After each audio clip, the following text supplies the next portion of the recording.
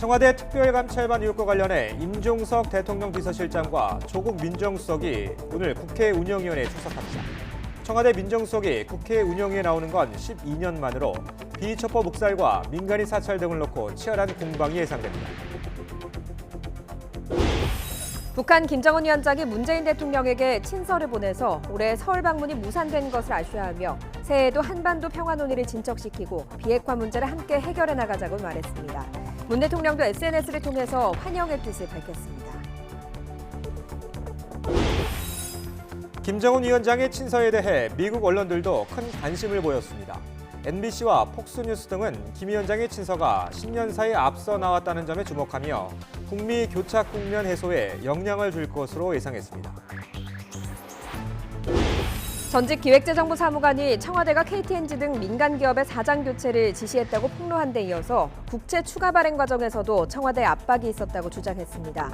청와대가 이를 통해 박근혜 정부의 국가 채무 비율을 의도적으로 높이려 했다고 주장했습니다. 문재인 대통령의 국정 지지도가 취임 이후 최저치를 기록한 것으로 조사됐습니다. 리얼미터 여론조사에서 지난주 문 대통령의 국정 지지도는 부정평가 49.7%, 긍정평가는 45.9%로 나타났습니다.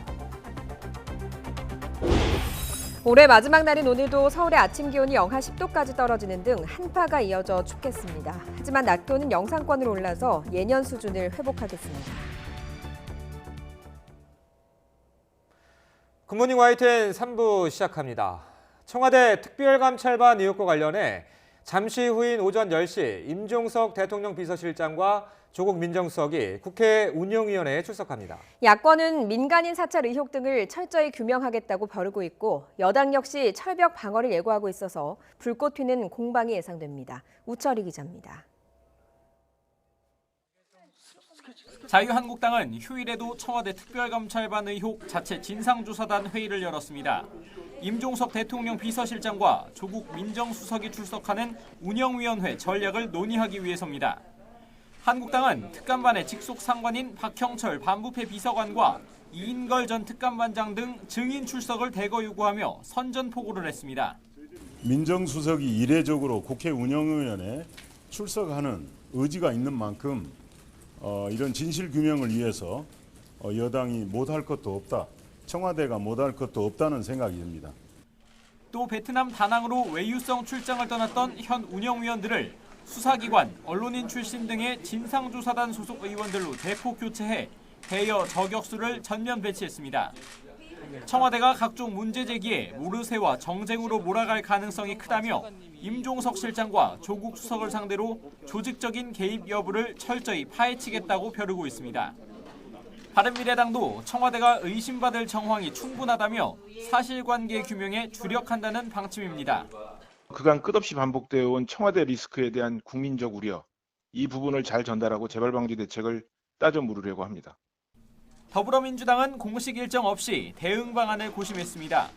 특히 한국당의 추가 증인 출석 요구는 국회법을 명백히 무시하는 것이라며 진실규명이 아닌 정치 공세로 논란을 지속하려 한다고 비판했습니다. 한국당은 운영위원회를 하려는 것입니까? 아니면 청와대 흠집 내기용, 정치 공세용 청문회를 하려는 것입니까? 민주당은 또 화력 보강 차원에서 법조인 출신 의원 2명을 운영위원으로 투입해 야당의 대여 공세 움직임에 맞불을 놨습니다. 무엇보다 질의와 답변 과정에서 국민적 오해를 풀고 야당의 문제 제기가 가짜뉴스 유포라는 점을 밝혀낸다는 방침입니다. 운영위에서는 정권 실세의 비위첩보 묵살과 민간인 사찰, 환경부 산하단체의 블랙리스트 등 3대 의혹을 놓고 한치의 양보 없는 공방이 예상됩니다. 하지만 의혹의 실체 규명이 아닌 말싸움으로 운영위가 끝난다면 국정조사 추진, 특별검사 도입과 같은 2라운드로 이어질 거란 전망이 우세합니다. YTN 우철입니다. 네, 통계청에서 지금 들어온 속보부터 전해드리겠습니다. 12월 소비자 물가가 1.3% 상승했다는 소식인데요. 5개월 만에 최저 상승폭입니다. 통계청이 연간 소비자 물가 동향을 조금 전에 발표했는데 자세한 소식은 이어지는 뉴스에서 전해드리겠습니다. 네, 다음 소식입니다. 청와대 특감반의 민간인 사찰 의혹에 이어 이른바 환경부 블랙리스트 의혹 수사도 서울 동부지검에 맡겨졌습니다. 윗선의 지시 여부가 수사의 쟁점입니다. 박귀한 기자의 보도입니다. 자유한국당은 환경부가 산하기관 임원들에 대한 블랙리스트를 만들었다고 주장하면서 김은경 전 환경부 장관 등을 검찰에 고발했습니다. 자기 쪽 사람들을 앉히기 위해서 일자리를 만들고 있는지, 얼마나 열심히 하고 있는지를 청와대에서 점검하며 각 부처로부터 받은 내용으로 보입니다. 고발장을 접수한 서울중앙지검은 하루 만에 사건을 서울 동부지검에 넘겼습니다.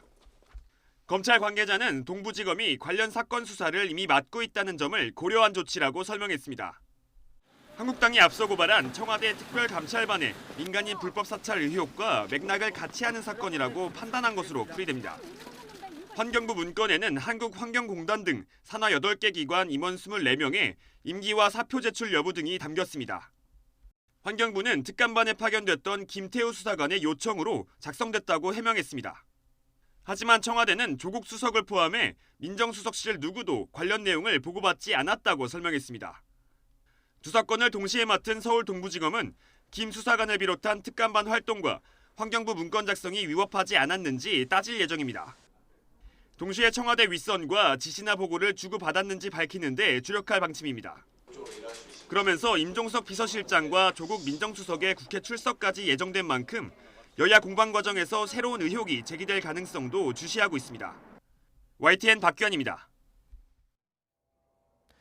정부가 오늘 국무회의를 열어 최저임금 산정 기준 시간에 유급 휴일인 주휴 시간을 포함하는 내용의 최저임금법 시행령 개정안 수정안을 의결합니다. 정부는 최저임금위원회와 국회 논의 등을 고려해 최저임금 시급 산정에 주휴 시간을 포함한 것이라고 설명했습니다. 국무회의에서 시행령 수정안이 통과되면 한 달 실제 근로시간 174시간과 주휴시간 35시간을 더한 209시간이 월급을 받는 노동자의 최저임금 시급 산정 기준 시간이 됩니다. 북한 김정은 국무위원장이 어제 문재인 대통령에게 친서를 보냈습니다. 2018년을 이틀 남겨두고 보낸 이례적인 세미 친서인데요. 청와대는 올해 서울 답방을 이루지 못해 아쉽다는 뜻이 담겼다고 전했습니다. 강정규 기자가 보도합니다. 새해를 이틀 앞두고 문재인 대통령 앞으로 친서가 도착했습니다. 북한 김정은 국무위원장이 보낸 것으로 A4 용지 2장 분량으로 알려졌습니다.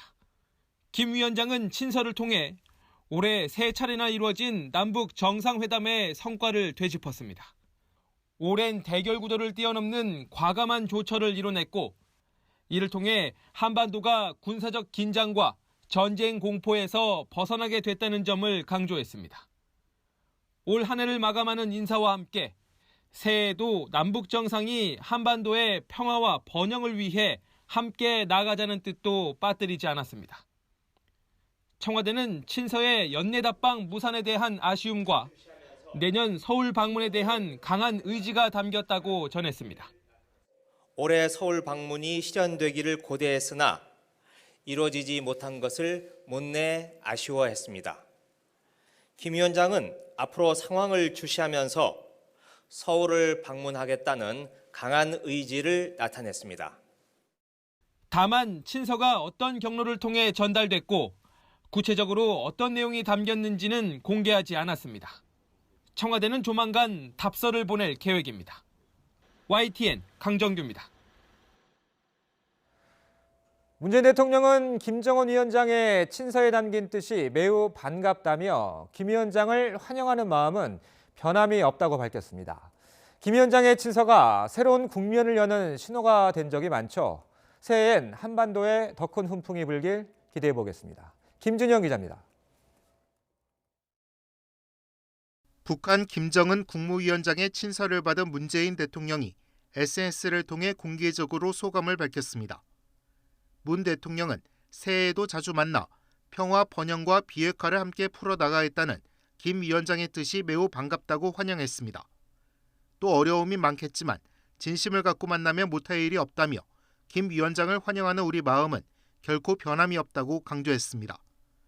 김 위원장의 친서는 연내 답방이 연기된 것을 궁금해했던 우리 국민에게도 반가운 소식이었을 것이라고 문 대통령은 덧붙였습니다.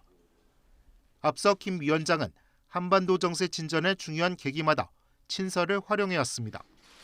지난 2월 평창올림픽 개막식 참석을 위해 김여정 특사가 가져온 친서는 4월 남북 정상회담으로 이어졌습니다. 또 김 위원장은 6월 북미 정상회담을 앞두고도 도널드 트럼프 미국 대통령에게 친서를 전달했습니다. This was a meeting where a letter was given to me by Kim Jong-un, and that letter was a very nice letter. Oh, would you like to see what was in that letter? 특히 김 위원장이 친서에서 비핵화 문제를 함께 해결할 뜻을 밝혔다는 대목이 주목됩니다. 친서라는 특성상 구체적인 조치보다는 한반도 비핵화라는 원칙만 언급했을 가능성이 큽니다. 하지만 만일 추가적인 비핵화 조치 의지를 시사한 것이라면 풍계리 핵실험장 폐기 이후 뚜렷한 진전이 없는 비핵화 협상의 진전도 기대해 볼 만합니다. 문 대통령이 답서를 보내기 위해 대북 특사를 파견할 경우 한반도 평화 정착을 위한 새해 남북 간 교섭의 첫 출발이 될 것으로 보입니다. YTN 김준영입니다. 미국 언론들도 김정은 위원장이 문재인 대통령에게 보낸 세미 친서에 큰 관심을 나타냈습니다. 하루 뒤에 나올 김 위원장의 신년사에 대한 관심 역시 덩달아 더 커졌습니다. 워싱턴에서 김희준 특파원이 보도합니다. 지난 6월 북미 정상회담 뒤 그 합의를 이어갈 후속 비핵화 협상은 단 한 차례도 열리지 못한 상황. 특히 북한은 지난 11월 뉴욕 북미 고위급 회담을 돌연 연기한 뒤 교착 국면만 끌어왔습니다. 이런 가운데 김정은 북한 국무위원장이 문재인 대통령에게 친서를 보내 비핵화 의지를 재확인한 것은 대화 재개 긍정적인 신호로 읽힙니다. 미국 언론들은 무엇보다 이번 친서가 김 위원장의 신년사 발표 목전에 나왔다는 점에 주목했습니다. 블룸버그 통신은 김 위원장의 친서가 미국과 화해 국면을 이어갈지 대결 국면으로 회귀할지 신호를 보내게 될 신년사 발표에 앞서 전달됐다고 강조했습니다. 월스트리트 저널은 김 위원장이 약속한 대로 서울을 답방해 4차 남북 정상회담을 하면 북미 협상 재개에 도움이 될 것으로 기대된다고 보도했습니다. 미국 조야는 김 위원장이 친서에 이어 새해 벽두에 발표할 신년사에 촉각을 곤두세우고 있습니다. 김 위원장이 신년사에서 비핵화 의지를 재확인하는 것에서 나아가 구체적인 실행 조치 가능성까지 밝힌다면 북미 대화는 탄력을 받을 것으로 보입니다. 이럴 경우 북미 고위급 회담에 이어 2차 북미 정상회담 준비도 궤도에 오를 전망입니다. 다만 북한이 원론적인 비핵화와 북미 관계 개선 의지 표명에만 머문다면 국면 전환에 한계가 있을 것이란 우려도 나옵니다. 하지만 트럼프 정부가 일관되게 2차 북미 정상회담에 대한 기대를 밝혀왔고 관련한 유화책도 내놓았다는 점에서 북한도 이에 호응하며 전환점 마련에 나설 가능성이 크다는 관측입니다. 워싱턴에서 YTN 김희준입니다. 청와대를 향한 전직 기획재정부 사무관의 폭로가 또 나왔습니다. 청와대가 민간기업 KTNG 등의 사장을 바꾸려고 했다고 주장한 데 이어서 이번엔 청와대가 불필요한 적자 국채 발행을 강요했다고 주장했습니다. 이상순 기자입니다. 신재민 기획재정부 전 사무관이 유튜브와 고려대 학생 게시판 등을 통해 폭로를 이어갔습니다. 이번엔 지난해 11월 청와대가 세금이 20조 원 이상 더 거쳤는데도 1조 원의 국채 조기 상환을 막고 추가적인 적자 국채 발행을 강요했다는 겁니다. 왜 국채 발행 여부에 대해 가지고 전문성을 잘 모르는 청와대 수보회에서 이미 결정해가지고 의미를 내리나. 국채가 초과로 발행하면 발생할 이자 비용 8.7조 원 발행하면 연간 거의 2천억 발생하잖아요. 아무도 신경 안 쓰고. 신 전 사무관은 청와대가 2017년 즉 박근혜 정권 교체기에 GDP 대비 국가 채무 비율을 의도적으로 높이려고 한 것이라고 주장했습니다. 정권 초에 박근혜 정부 적혀 있던 2017년에 GDP 대비 채무 비율을 지금 올려야 되는데 왜 국채 더 발행 안 해가지고 GDP 대비 채무 비율을 낮추냐고. 저는 그 말 듣고 진짜 이해할 수가 없었어요. 신 전 사무관에 따르면 이 적자 국채 발행은 담당 국장 등이 반발한 끝에 없던 일이 됐습니다. 이에 앞서 신 전 사무관은 청와대가 KTNG와 서울신문의 사장 선임 과정에 개입했다고 주장했습니다. 청와대에서 지시한 건 중에서 KTNG 사장 교체권은 뭐 잘 안 됐지만 서울신문 사장 교체권은 뭐 잘 해야 된다 이런 식의 말이 나오는 것을 제가 직접 들었습니다. 그래서 청와대가 시켰구나. 이 같은 주장에 대해 기재부는 KTNG의 현황을 파악하려 했던 것일 뿐이며 청와대의 지시가 있었다는 주장도 사실과 다르다면서 법적 대응까지 고려하고 있다고 밝혔습니다. 서울신문도 33.86%의 최대 주주인 기재부가 합법적인 절차를 통해 서울신문의 사장을 선임했다고 전해왔습니다. 신 전 사무관은 유튜브 동영상에서 처벌받을 일이 있다면 떳떳이 받겠다고 말했습니다. YTN 이상수입니다.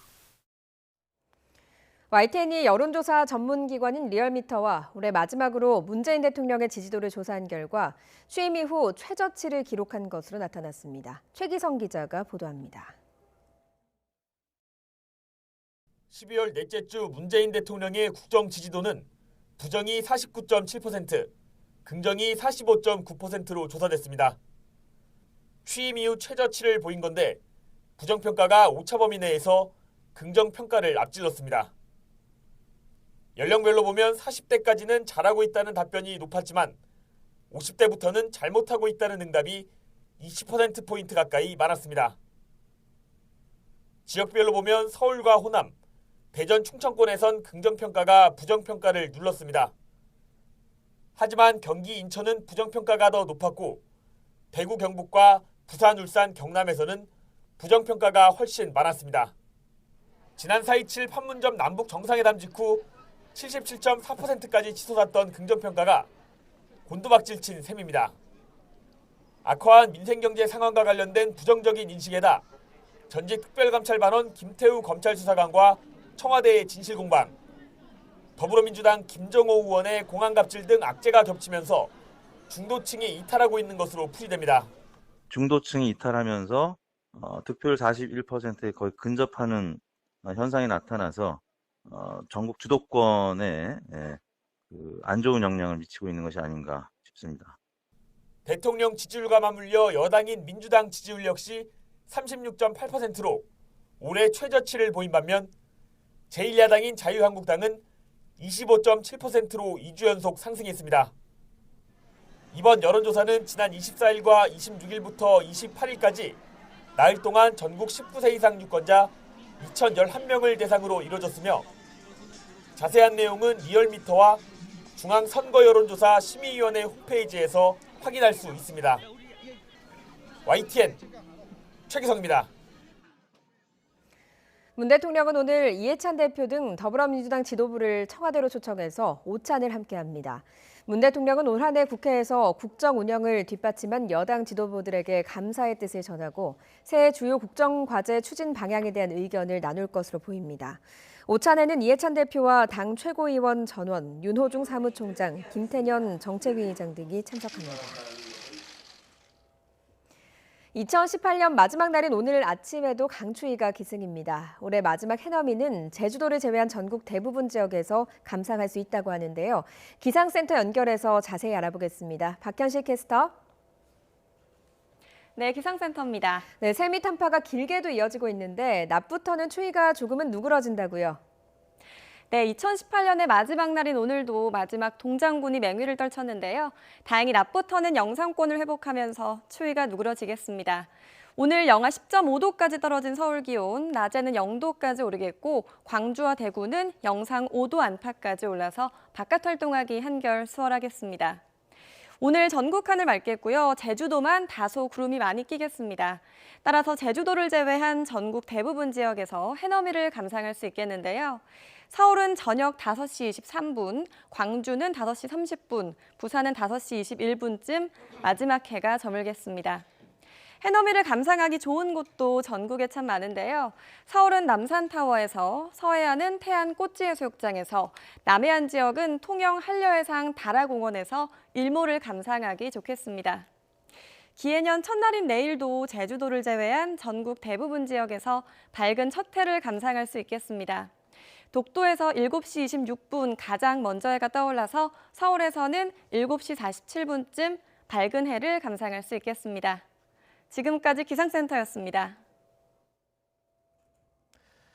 검찰이나 경찰 조사를 받는 공인이라면 어김없이 거치는 곳이 포토라인입니다. 올 한 해에도 많은 화제 인물들이 청와대의 말과 표정으로 포토라인에 섰습니다. 강희경 기자가 돌아왔습니다.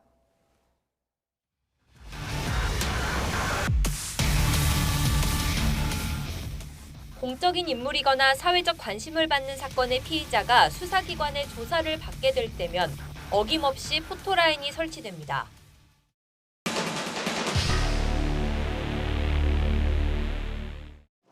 지난 3월 피의자 신분으로 소환된 이명박 전 대통령은 전직 대통령 가운데 4번째로 포토라인에 섰습니다. 미리 준비한 대국민 사과는 과거 대통령들과 크게 다르지 않았습니다. 저와 관련된 일로 국민 여러분께 심려를 끼쳐드려서 대단히 죄송합니다.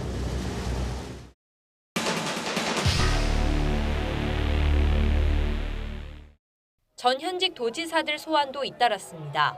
드루킹 댓글 조작에 연루된 김경수 지사는 특검을 향해 날을 세우면서도 지지자들에게 손을 흔드는 여유를 잊지 않았습니다. 정치 특검이 아니라 이 사건의 실체적 진실을 밝히는 진실 특검이 되어주시기를 다시 한번 부탁드립니다. 친형 강제 입원 등 혐의를 받는 이재명 지사는 부당한 공격이란 주장을 내내 굽히지 않았고 비서 성추행 의혹으로 자진 출석한 안희정 전 지사는 고개를 깊이 숙였습니다. 저의 부당한 올가미를 벗어나려는 불가피한 행동이라는 점 이해해 주시고 국민의 상처를 입으셨던 많은 국민 여러분들께 죄송하다는 말씀 올립니다.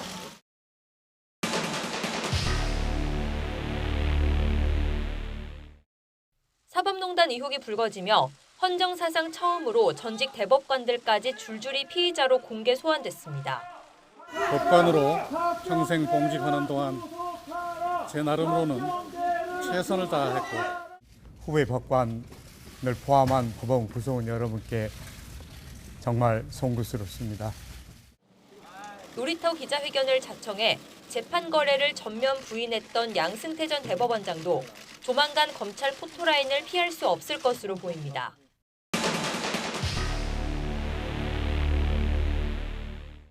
올해 포토라인에 가장 많이 섰던 화제의 대상은 한진그룹 총수 일가입니다. 조현민 전 대한항공 전무의 물벼락 갑질 이후 각종 폭로가 쏟아지면서 올해에만 무려 14차례 포토라인에 섰습니다. 심려를 끼쳐드려 진심으로 죄송합니다. 무리를 일으켜 죄송합니다. 피해를 끼친 피해자님들께 진심으로 죄송하겠습니다. 검찰의 모든 것을 말씀드리겠습니다. 죄송합니다. 네. 포토라인은 과도한 취재 경쟁을 막고 국민의 알 권리를 충족한다는 차원에서 취재진이 자발적으로 만든 나름의 규정입니다. 하지만 그늘진 면도 분명히 존재합니다. 아직 혐의에 불과한 상황에서 범죄자 낙인이 찍힐 우려가 있는 데다 공개 소환 기준도 분명하지 않기 때문입니다. 수갑을 찬 모습이 그대로 노출됐던 이재수 전 기무사령관이 며칠 뒤 스스로 목숨을 끊으면서 논란은 더욱 거세졌습니다. 자기를 마치 죄인 취급하고 수사받는 것에 대해서 아주 억울해했고 포토라인에 대한 비판 목소리가 커지면서 법무부는 새해 대안을 고심하고 있습니다. 수사와 관련해서요. 예. 피의사실 공표 행위하고요. 예. 그다음에 심야 수사하는 거 하고요. 예. 그다음에 포토라인에 세우는 거. 예. 이 세 가지를 없애는 방향으로 검토하라고 지시를 이미 내렸습니다. 형식은 조금 달라질지 몰라도 새해 역시 포토라인 앞에 선 화제의 인물들의 말은 2019년 역사의 한 장면으로 남게 될 것으로 보입니다. YTN 강희경입니다. 올해는 묵직한 판결도 많았습니다. 전직 대통령 2명에 대한 중형 선고도 있었고 역사나 사회적 흐름을 바꾸는 의미 있는 법원의 판단도 잇따랐습니다. 신지연 기자입니다.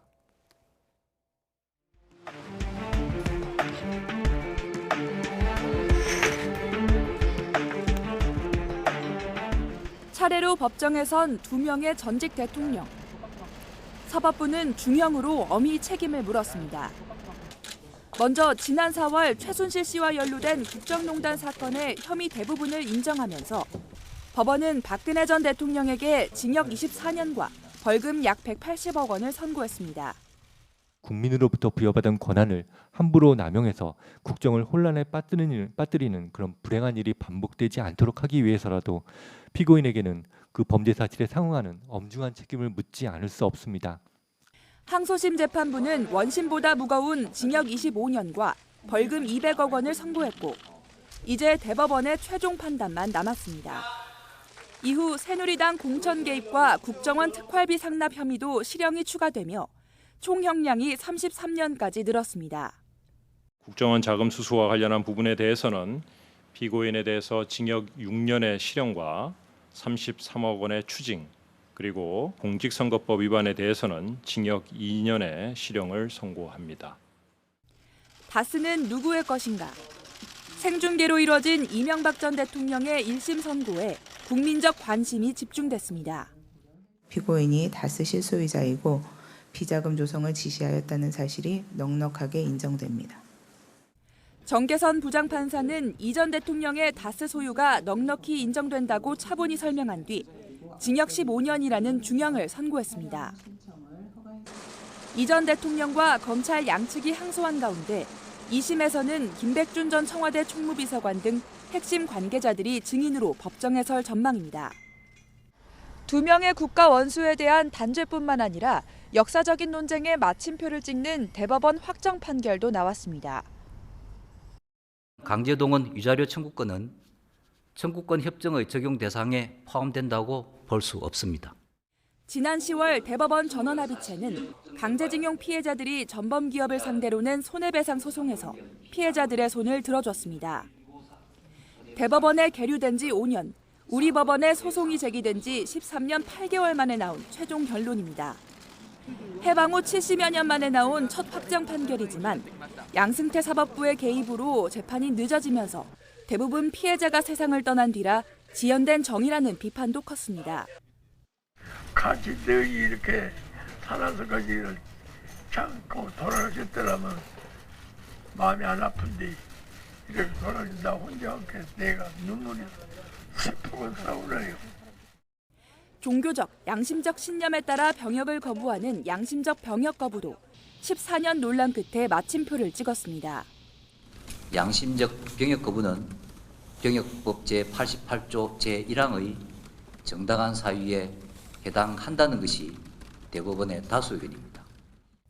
하급심에서 검찰이 양심적 병역 거부자들에게 무죄를 구형하기도 했지만 대체복무제 마련이 숙제로 남았습니다. 여기에 전국적인 미투 운동 속에 성인지 감수성을 강조한 대법원 판결이 나오는 등 국민의 일상생활과 맞닿아 있는 의미 있는 판결이 잇따랐습니다. YTN 신지원입니다.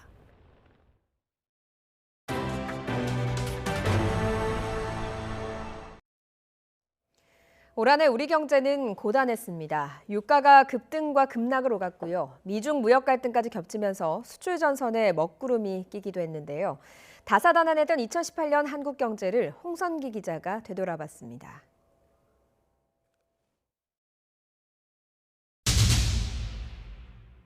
중국의 사드 보복에서 간신히 빠져나오는 듯했던 우리 경제는 미국과 중국의 경제 패권 다툼에 휘말리면서 다시 한번 경랑에 휩싸였습니다. 연초부터 감돌던 전운이 최근 90일 휴전으로 잠시 멈췄지만 한국 경제는 1년 내내 두 나라의 무역 전쟁이 본격화하면 입게 될 피해를 걱정하느라 공포에 떨었습니다. 미중 무역 갈등에서 빚어진 글로벌 금융시장 불안과 이로 인한 공포감은 국내 증시에도 직격탄을 날렸습니다. 견고한 흐름을 보이던 우리 증시가 22개월 만에 맥없이 2,000선을 내주면서 개미 투자자들을 패닉으로 몰아넣은 겁니다. 전문가들은 실질적인 경기 악화보다도 시장에 떠도는 불안감이 공포를 확대 재생산하면서 증시를 무너뜨리는 상황이 언제든 반복될 수 있다고 경고합니다. 내년에도 미중 갈등이 조금 완화됐다고는 하지만 결국 해결된 것은 아니고 중국의 성장률도 저하되고 있고 이에 따라서 결국 불확실성, 미래에 대한 불확실성이 해결되지 않을 거기 때문에 불안 심리가 지속된다고 이야기할 수 있겠습니다. 한 해 동안 널뛰기를 한 국제 유가는 불안한 경제를 더욱 얼어붙게 한 요인입니다. 연초 60달러대였던 국제 유가가 가파르게 오르면서 $80를 돌파하더니 이제는 고점 대비 반토막 수준인 $40대로 내려앉았습니다. 불안정한 유가와 투자 심리는 글로벌 경기 침체를 가져왔고 이는 수출 비중이 큰 국내 제조업 경기에 실적 악화를 불러왔습니다. 결국 국내 제조업체 10곳 가운데 6곳은 지난해보다 영업이익이 줄었다고 할 정도로 실적 악화는 이미 현실이 됐습니다. 문제는 내년 수출 전망도 그다지 밝지 않다는 점으로 우리 경제가 이미 길고 어두운 터널로 들어서고 있는 게 아니냐는 경고음이 나오고 있습니다. 지금 미국을 중심으로 한 그 어떤 글로벌 경기 침체 가능성, 그다음에 그 신흥 경제, 특히 중국과의 어떤 중국이나 일본과의 어떤 경쟁이 치열해진다는 것, 그것 때문에 그 수출 기업들이 상당히 어려움을 호소하고 있습니다. 여기에다 부동산 가격마저 급등해 정부는 대책을 내놓기에 바빴고 서민들은 멀어져가는 내 집 마련 꿈을 보며 한숨 지었습니다. 경제적으로 고단했던 2018년의 세밑, 여전히 어두운 전망이 앞을 가리고 있지만 경제계는 올해보다는 좀 더 나은 내년을 바라고 있습니다. YTN 홍선기입니다. 새해부터 대형마트와 매장 크기 165제곱미터 이상의 슈퍼마켓에서 일회용 비닐봉투 사용이 금지됩니다. 환경부는 비닐봉투 사용 억제를 위한 자원재활용법 시행규칙 개정안이 새해 1월 1일부터 시행된다고 밝혔습니다. 다만 생선과 고기 등 수분이 있는 제품을 담기 위한 속비닐 봉투는 제외됩니다. 우리 증시는 올해 특히 하반기에 내외적 악재로 크게 출렁이는 모습을 보였습니다. 새해 전망도 밝지 않습니다. 조태현 기자입니다. 부진했던 한 해를 뒤로하고 1월 2일 새롭게 문을 여는 코스피 시장. 하지만 전망은 그리 밝은 편이 아닙니다. 여전히 미국과의 금리 역전 현상이 이어지는 데다 미국과 중국 무역 전쟁 전망도 가늠하기 어렵기 때문입니다. 내부 악재도 고민거리입니다.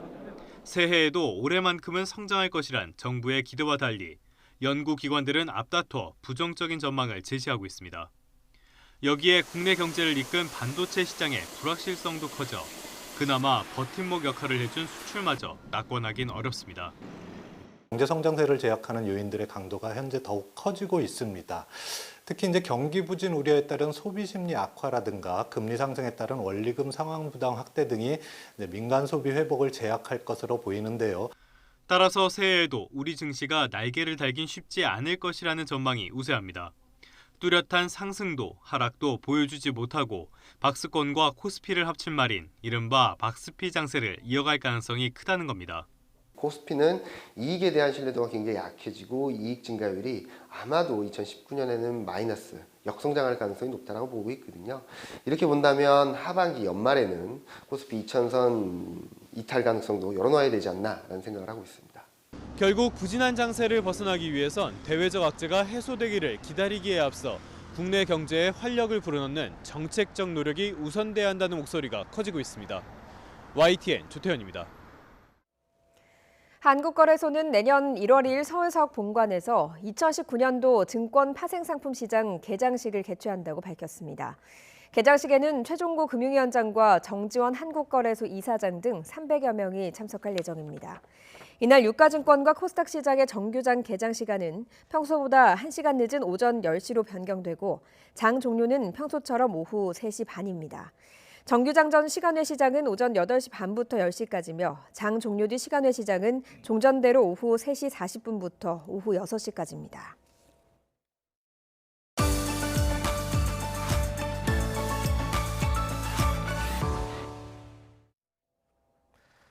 이번 주 미 백악관을 떠나는 존 켈리 비서실장이 트럼프 대통령 밑에서 지낸 18개월 동안의 소회를 밝혔습니다. 뼈가 으스러지는 고통이 있었지만 군인 정신으로 버텼다고 말했습니다. LA 김기봉 특파원의 보도입니다. 백악관 기강 잡기를 완성하지 못한 채 물러나는 존 켈리 비서실장이 LA타임스에 고달팠던 18개월을 털어놨습니다. 위기가 끊이지 않는 대통령의 비서실장으로 매일 15시간씩 일하는 건 뼈가 으스러지는 힘든 일이었다고 토로했습니다. 새벽 4시 일을 시작해 밤 9시 귀가한 뒤에도 업무에서 손을 뗄 수가 없었고 비밀 경호국 경호에 맥주도 한잔 할 수 없었다고 말했습니다. 백악관에 처음 입성했을 때는 궁궐 내 음모만 있었을 뿐 시스템이 없어 실망했다며 군기 반장이 될 수밖에 없었던 이유를 설명했습니다. 대통령이 아무런 지식 없이 정책을 결정하지 않게 하기 위해 모든 정보를 제공하려 노력했다고 밝혔습니다. 이와 관련 LA타임스는 켈리 실장이 특히 주한 미군과 나토를 포함해 트럼프 대통령의 철군 충동을 말리느라 애썼다고 덧붙였습니다. 실제로 트럼프는 켈리의 사임 발표 직후 시리아 완전 철군과 아프간 주둔군 절반 철수를 발표했습니다. 그토록 힘든 비서실장직을 왜 계속 맡았느냐는 질문에는 군인은 결코 도망가지 않는다며 사성 장군 출신답게 말했습니다. 다만 후임자에 대해서는 모든 사안을 정치적 색안경으로 보는 사람만은 기용해서는 안 된다는 말만 남겼다고 밝혔습니다. 켈리 실장은 오는 2일 견제와 균형, 완충의 역할을 해온 어른들의 마지막 축으로 백악관을 떠납니다. LA에서 YTN 김기봉입니다. 미국 행정부의 셧다운이 9일째를 맞은 가운데 차기 하원 의장이 유력시되는 낸시 펠로시 민주당 하원 원내대표가 하와이 휴가를 떠난 데 대해 백악관이 비판하고 나섰습니다. 켈리앤 코네이 백악관 선임 고문은 폭스뉴스에 출연해 하와이 주민 훌라와 돈이라는 의미의 물라라는 표현을 대비해 낸시 펠로시는 훌라는 그만하고 물라에 집중해야 할 때라고 비꼬며 비판했습니다. 폭스뉴스는 펠로시 대표가 현재 하와이 호아 휴양지에서 휴가를 보내고 있으며 지난 27일과 28일에도 목격됐다고 보도했습니다.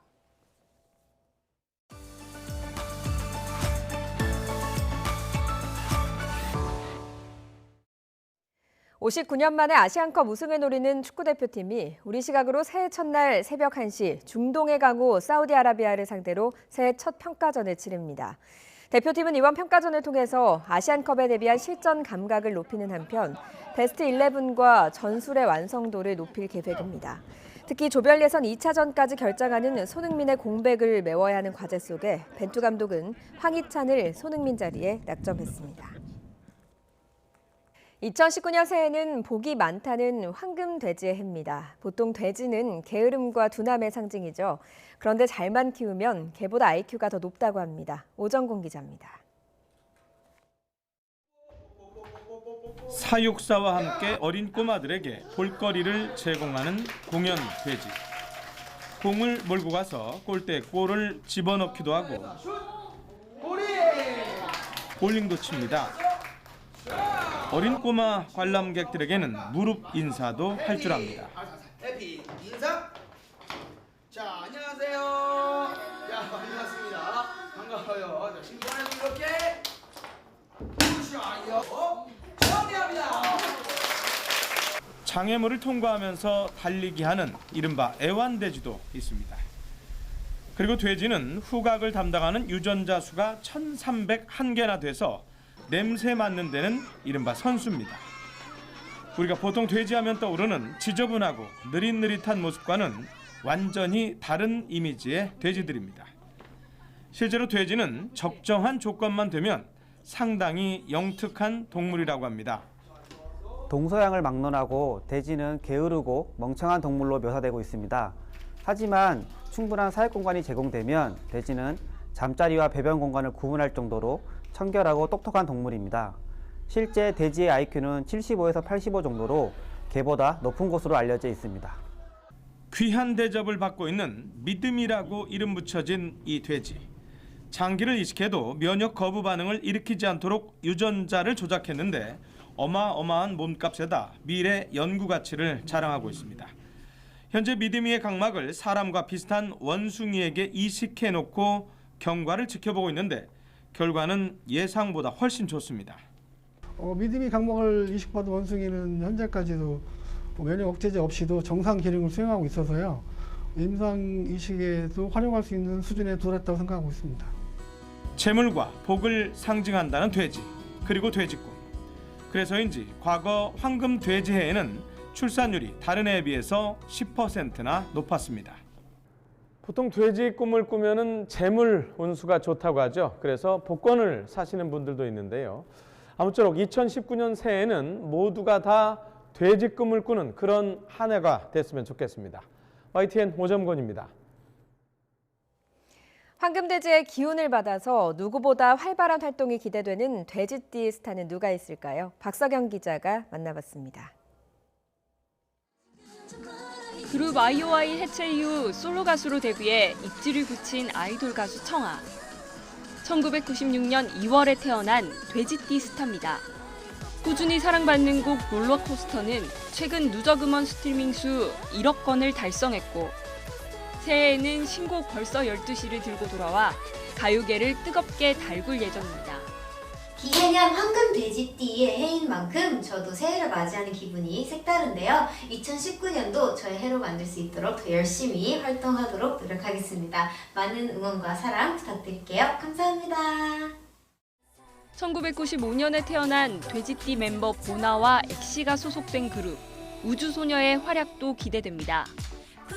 지난 9월 발매한 미니 앨범 우주 플리즈에 이어 4개월 만인 다음 달 팬들 곁으로 돌아옵니다.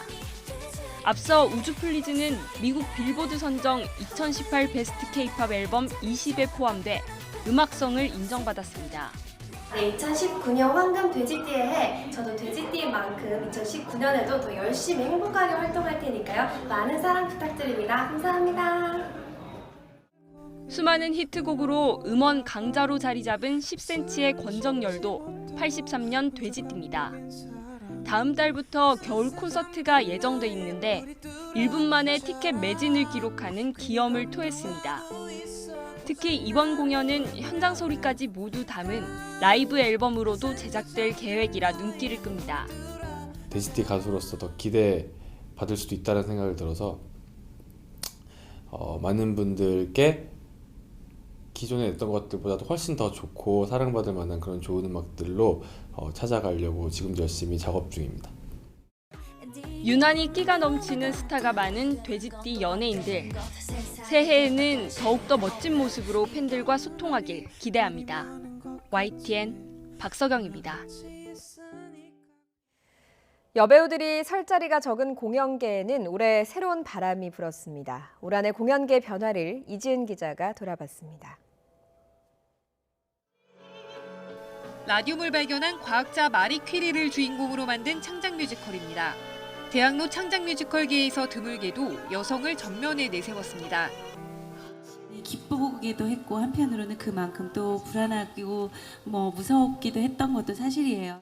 그러나 대학로에서는 사실 여성 이름으로 된 캐릭터 그런 작품이 저는 사실 유일무이하다고 생각하거든요. 그래서 그거에 대한 책임감도 많이 느꼈고 여성 캐릭터가 중심이 된 작품은 올해 공연계에서 꾸준히 무대에 올랐습니다. 보수적인 19세기 영국을 배경으로 꿈을 향해 나아가는 여성 소설가의 이야기를 담은 레드북이 큰 호응을 얻었고 출연진 10명 모두가 여성으로만 구성된 뮤지컬 베르나르다 알바는 2분 만에 표가 전부 팔려나가기도 했습니다. 성별에 구애받지 않는 이른바 젠더 프리 캐스팅도 그리 낯설지만은 않은 풍경이 됐습니다. 남자 배우가 엄마가 되고 여자 배우가 할아버지의 어린 시절을 소화해냅니다. 성별과 전혀 상관없이 인간이 할 수 있는 이야기를 하는 것에 연극적인 약속이라는 게 저는 충분히 그걸 발전할 수 있을 거라는 믿음이 있었고요. 무엇보다 올해 우리 사회에 거세게 불어닥친 미투 운동이 공연계에도 큰 변화를 몰고 온 것으로 분석됩니다. 기울어진 운동장이라는 표현을 쓰죠. 남녀의 성평등에 대한 부분들이 본격적인 이슈로 등장을 하게 되면서 게다가 몇몇 연출가들이 이런 미투 파문에 연루가 되면서 공연계, 뮤지컬계에서 또 다른 분야와 마찬가지로 아주 큰 파동이 있었다라고. 다사다난했던 한 해를 겪고 여성주의라는 새로운 화두에 주목한 공연계가 새해에는 어떤 모습으로 관객들과 만날지 기대됩니다. YTN 이준입니다. 닷새째 영하 10도 안팎의 한파가 이어지면서 오늘 아침은 한강이 공식 결빙됐습니다. 주말부터 한강의 가장자리가 얼어붙기 시작했는데요. 오늘은 한강 결빙 공식 관측 지점인 한강대교 노량진 방면 두 번째와 네 번째 교각 사이가 꽁꽁 얼어붙었습니다. 올겨울 한강 결빙은 작년보다 16일 늦지만 평년보다 13일 빠른 기록입니다. 오늘 아침 서울 기온이 영하 10.5도, 대구 영하 8.3도까지 떨어져서 무척 추웠는데요. 낮에는 기온이 영상권으로 오르면서 추위가 누그러지겠습니다. 오늘 전국 하늘 맑겠고요. 제주도는 다소 구름 많겠습니다. 따라서 제주도를 제외한 전국 대부분 지역에서 해넘이를 감상할 수 있겠는데요. 서울은 저녁 5시 23분, 목포는 5시 33분쯤 마지막 해를 감상할 수 있겠습니다. 독도에서는 7시 26분 가장 먼저 기해년 첫 해가 떠오르겠고요. 서울은 7시 47분쯤 밝은 해를 감상할 수 있겠습니다. 날씨 정보였습니다. 2018년 마지막 날 굿모닝 YTN 여기까지입니다. 오늘 하루 소중한 분들과 알차게 보내시기 바랍니다. 내년에 뵙겠습니다. 고맙습니다.